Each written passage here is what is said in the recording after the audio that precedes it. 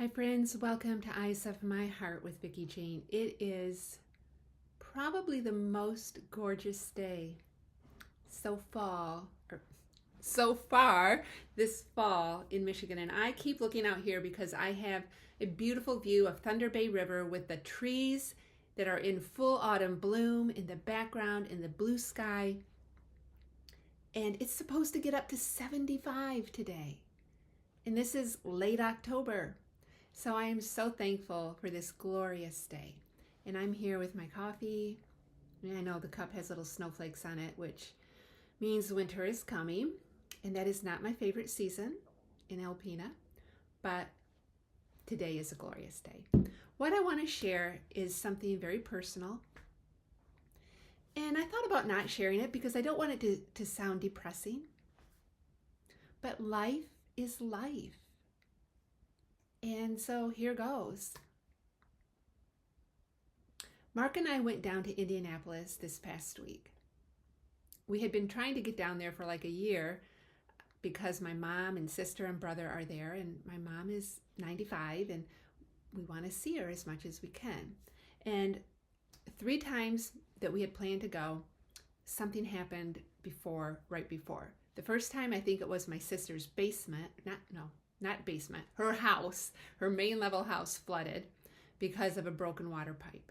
And she needed to get the professionals in right away, and there needed to be everything moved out, the furniture moved out of that particular section of the house, and so we had to cancel. The second time was April, and Mark and I both got COVID. The third time, I had that accident on my bike that was pretty significant, and I had broken rib and fell on my sternum and my whole left side, my neck, my head, everything. And the doctor said I needed 8 weeks minimum to, fully recover from that before trying to do a lot of other things. So I was afraid to make another potential date to get down there because it just seemed like something was always happening. But I went ahead and took that risk, and I said, okay, to my sister, I said, we're going for this day. And fortunately, it went wonderful. The weather could not have been better. It was beautiful. Oh, but I hadn't seen my mom in a year. And I knew that she was getting more frail and weaker. And she had a level of dementia. It wasn't, a severe level. But as with dementia, sometimes it progresses in more gradually, and other times it just seems like in a few days you see a drastic change. So I wasn't exactly sure what I would expect, but it was hard. She looked much weaker, more frail.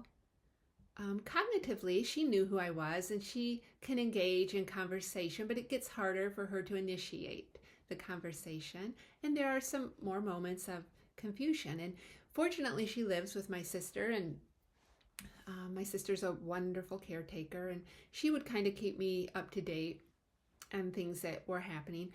But it's like when she's there and she has seen the changes and maybe acclimated to them a little bit better, having not seen my mom for almost a year, it was a little harder for me. And so it was kind of bittersweet. But my mom was still my mom. I mean, she hugs me. She tells me how glad she is that I'm there. But it was different, the amount of interaction that we could have. And obviously it's harder for her to move around. And so, but I had bought, here's what I want to share. I had bought a couple games that are made specifically for individuals with different levels of dementia. And I thought, well, I'm going to try to play these with her. So I did, and they went well. We were able to interact. And then also my sister has a lot of art supplies that she's kind of put together for my mom to give her something to do during the day. And so she had, a lot of different things to choose from. She has watercolors, oil paints, the big pictures that adults color with the colored pencils and things. And some of those my mom can't really do anymore, but I thought I'm going to try to color with her. So we picked out these big pictures of flowers and put all these beautiful colored pencils out. She has a gazillion of them. And then I put my phone on the table. And I turned on Pandora and put old hymns on. Now, my mom grew up singing old hymns, and she's a pastor's wife, or before my dad died, she and my dad pastored for 40 some years. And she also was a church pianist, so she knew these hymns. They were in her heart and soul. And I know from a neural standpoint, having worked in neuropsychology, that things that are musical, we tend to be able to recall easier. And so I'm thinking, well, maybe that will generate some happy feelings or something. I wasn't sure. So I just let them play while we were coloring. And every once in a while, she would burst into song. And she never sang like the whole song through, but she would burst into song on a certain verse or maybe the chorus. And her voice was fragile and broken and raspy, not the beautiful soprano voice she had that I remembered growing up. And she and my dad used to sing special songs in church together, and she'd play the piano. But even in that voice that had what some people would call deteriorated, she began to sing, and it was soft and, like I said, kind of broken up, but it was there.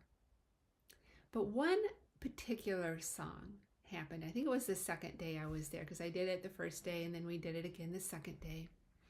And we were coloring, and again, she's weak and it's hard for her to even sit up straight sometimes. So she was like hunched over, coloring,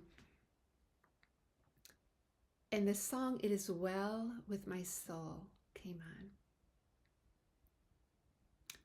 And she listened to it, and she listened to the verses, and then they would get to the chorus, and I think there's like 4 verses. And near the end, when it was going through the chorus again, she laid her pencil down, and she hadn't done that before. When she would burst into song, she would just, start singing while she was coloring.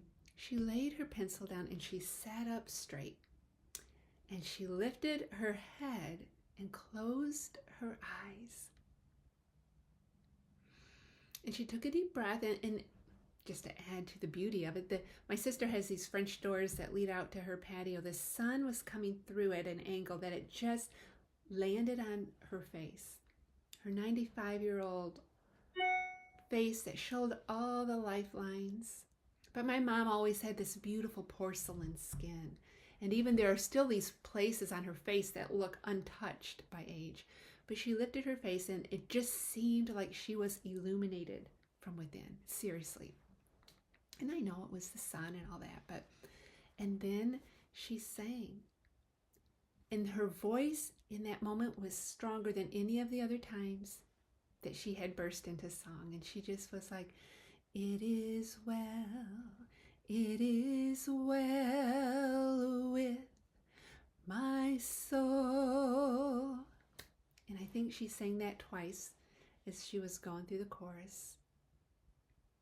And I'm telling you, it was like a holy moment. I nearly lost it myself because it was so bittersweet and beautiful. Because it seemed like she was singing it not from the memory portion of the brain, but from her very being that had and did and was in that moment experiencing it.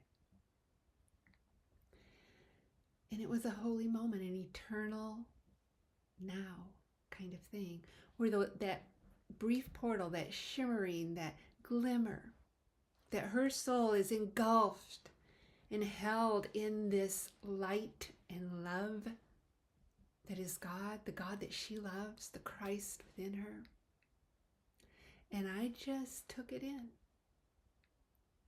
I wasn't trying to talk to her during that time or ask her what she was feeling or grabbing for my phone to try to take a picture. I was just like, thank you, thank you, thank you. And it was bittersweet and glorious all at the same time. And as I reflect on that, it makes me think, isn't that how life is? We are, and this is where I don't want it to sound depressing, but none of us are getting off this earth alive. We are all going to die. And that the process of our death is going to look different.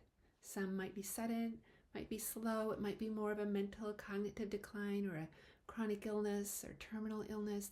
We don't know. And it's going to be hard. It's going to be hard to experience and hard for us to watch those around us who are experiencing it that we love. But it is life and it is death.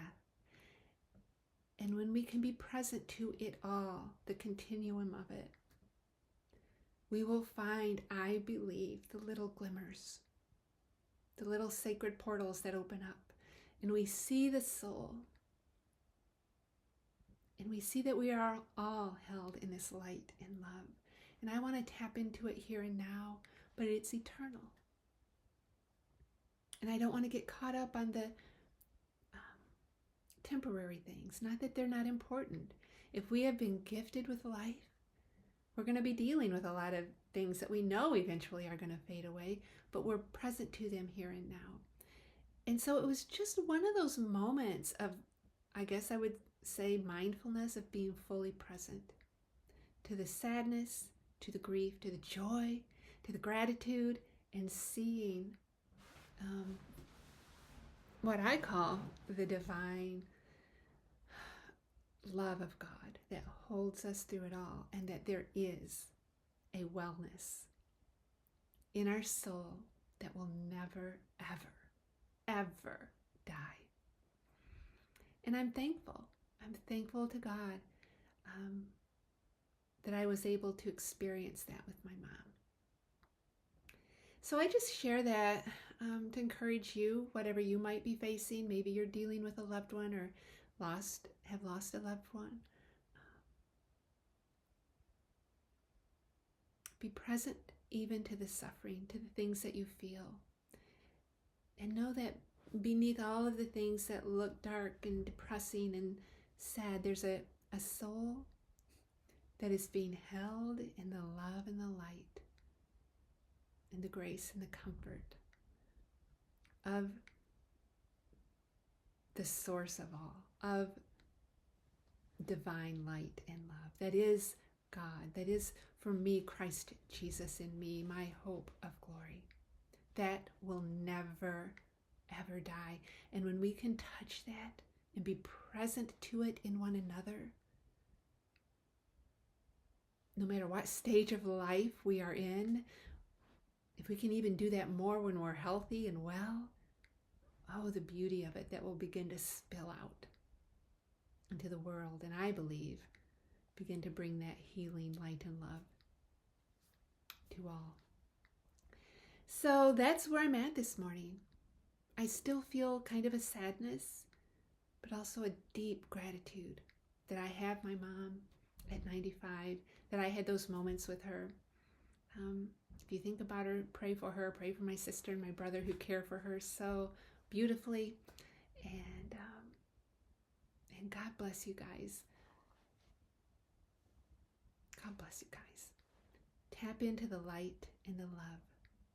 No matter what you're facing, it will carry you through. Lift your face. Let the sun shine upon it and find peace for your soul. Take care.